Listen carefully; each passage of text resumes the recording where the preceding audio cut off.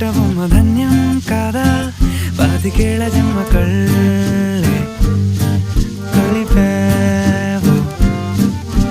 కళే కళ ముందు చూడలేదు ఇదో విధం కొత్త పిచ్చిలెద్దుతుళ్ళే సంతోషం పాలరాతి పైన పాదం కందిపోయానేంటో పాపం ఊరుకోదు ఉన్న ప్రాణం ఇసుకరేను అయిన నీకు కాలి కింద గుచ్చుకుంటే నీ